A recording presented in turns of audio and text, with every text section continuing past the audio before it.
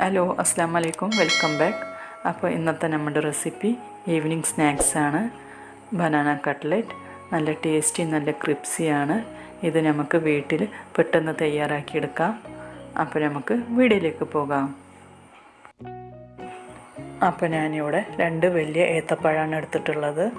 നല്ല പഴുത്ത ഏത്തപ്പഴമാണ് എടുത്തിട്ടുള്ളത്. ഇതിന് നല്ല പഴുത്ത ഏത്തപ്പഴം എടുക്കാൻ നോക്കുക, അപ്പോഴാണ് നല്ല ടേസ്റ്റ്. ഇനി ഇതിൻ്റെ തൊലിയൊക്കെ കളഞ്ഞ് ഒന്ന് ചെറുതായി കട്ട് ചെയ്തെടുക്കണം.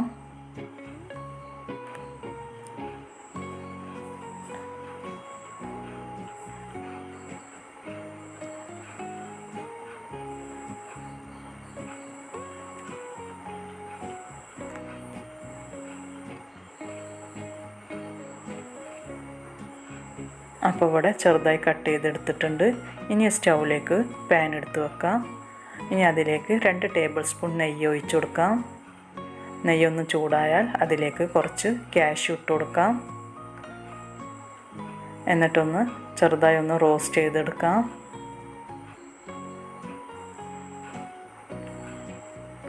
അപ്പോൾ ഇവിടെ കാഷ്യൂ ഒന്ന് റോസ്റ്റ് ആയിട്ടുണ്ട്. ഇനി അതിലേക്ക് നേരത്തെ കട്ട് ചെയ്ത് വെച്ച പഴം ഇട്ട് കൊടുക്കാം. ഇനി ഇത് 2-3 മിനിറ്റ് ഒന്ന് വഴറ്റിയെടുക്കാം.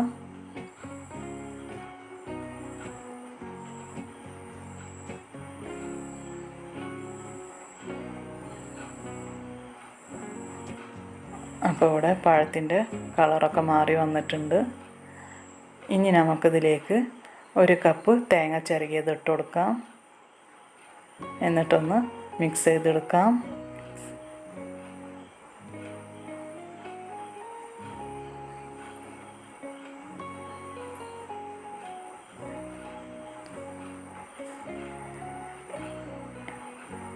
ഇനി ഇതിലേക്ക് 2-3 ടേബിൾ സ്പൂൺ ഷുഗർ ആഡ് ചെയ്ത് കൊടുക്കാം. പഴത്തിൻ്റെ മധുരം അനുസരിച്ചിട്ട് ഷുഗർ ആഡ് ചെയ്ത് കൊടുത്താൽ മതി. പിന്നെ 1/4 ടീസ്പൂൺ ഏലക്കപ്പൊടി ഇട്ട് കൊടുക്കാം.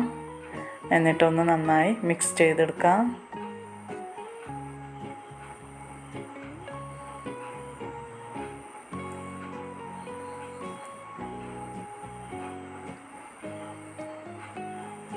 അപ്പോൾ ഇവിടെ പഴമൊക്കെ നന്നായി വെന്ത് വന്നിട്ടുണ്ട്. ഇനി ഒന്ന് ഫ്ലെയിം ഓഫ് ചെയ്യാം. ഇനി ഇത് നമുക്ക് ഒരു ബൗളിലേക്ക് മാറ്റാം. ഇനി ഇതിലേക്ക് 2-3 ടേബിൾ സ്പൂൺ ബ്രെഡ് ക്രംസ് ചേർത്ത് കൊടുക്കാം. ബ്രെഡ് ക്രംസ് ചേർത്ത് കൊടുക്കുന്നത് ഒരു കട്ടി കിട്ടാൻ വേണ്ടിയിട്ടാണ്.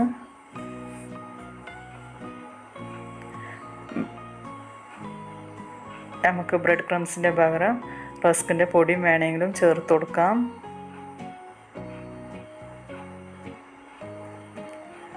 ഒരു 2 ടേബിൾ സ്പൂണും കൂടി നമുക്ക് ബ്രെഡ് ക്രംസ് ഇട്ട് കൊടുക്കാം. എന്നിട്ടൊന്ന് നന്നായി മിക്സ് ചെയ്തെടുക്കാം.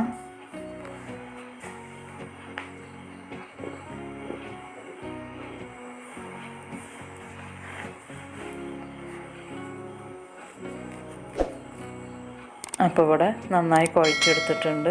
ഇനി നമുക്ക് ഇത് ഫ്രൈ ചെയ്തെടുക്കാൻ വേണ്ടിയിട്ട് ബാറ്റർ റെഡിയാക്കി എടുക്കണം. ഇനി ഒരു ബൗൾ എടുക്കാം. അതിലേക്ക് 3-4 ടേബിൾ സ്പൂൺ മൈദ ഇട്ട് കൊടുക്കാം.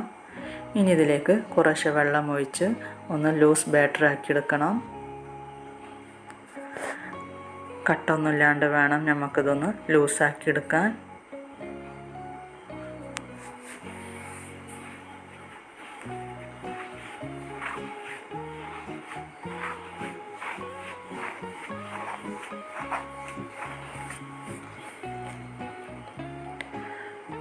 അപ്പോൾ ഇവിടെ ലൂസ് ബാറ്റർ ആക്കി എടുത്തിട്ടുണ്ട്. ഇനി നമ്മൾ നേരത്തെ തയ്യാറാക്കി വെച്ച പഴം കുറച്ചെടുത്ത് ഉരുട്ടിയെടുക്കാം. എന്നിട്ട് കയ്യിലൊന്ന് വെച്ച് ഒന്ന് റൗണ്ട് ഷേപ്പാക്കി എടുക്കാം. ഏത് ഷേപ്പിലും വേണമെങ്കിലും നമുക്കിത് ചെയ്തെടുക്കാം.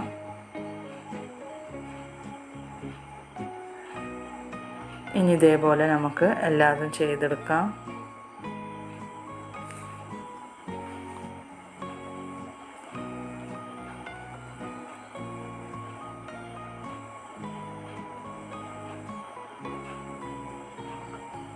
അപ്പോൾ ഇവിടെ എല്ലാതും ചെയ്തെടുത്തിട്ടുണ്ട്.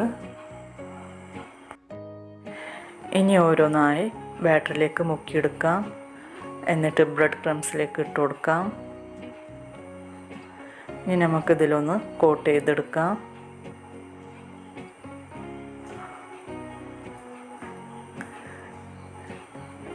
ഇതേപോലെ എല്ലാതും ചെയ്തെടുക്കാം.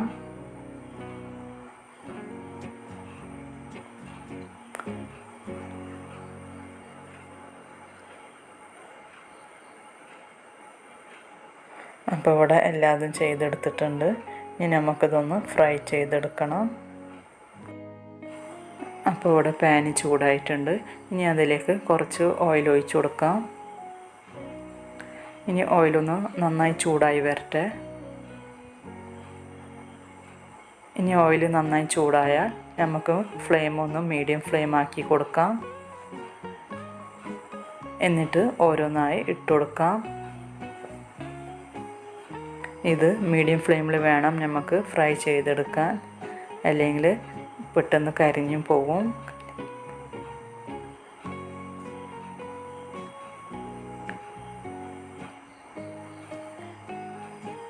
ഇനി ഒരു സൈഡ് ഗോൾഡൻ കളറായി കഴിഞ്ഞാൽ നമുക്കൊന്ന് മറിച്ചിട്ട് കൊടുക്കാം.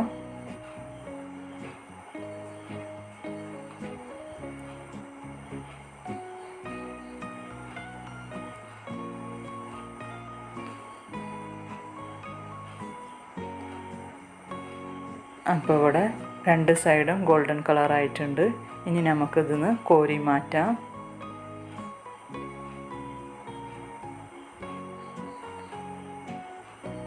ഇനി ഇത് സെർവിങ് പ്ലേറ്റിലേക്ക് മാറ്റാം. ഇതേപോലെ എല്ലാതും ഫ്രൈ ചെയ്തെടുക്കാം.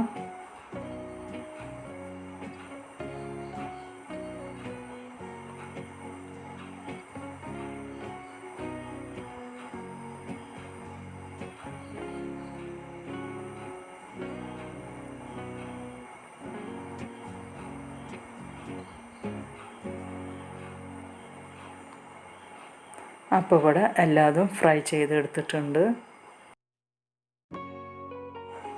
അപ്പോൾ നമ്മുടെ ബനാന കട്ട്ലറ്റ് റെഡി ആയിട്ടുണ്ട്. നല്ല അടിപൊളി ടേസ്റ്റാണ്. ഇതിൻ്റെ ഉള്ളിൽ നല്ല സോഫ്റ്റും പുറത്ത് നല്ല ക്രിപ്സിയാണ്. ഇത് പെട്ടെന്ന് നമുക്ക് തയ്യാറാക്കിയെടുക്കാം. എന്തായാലും കുട്ടികൾക്ക് ഇത് ഇഷ്ടപ്പെടും.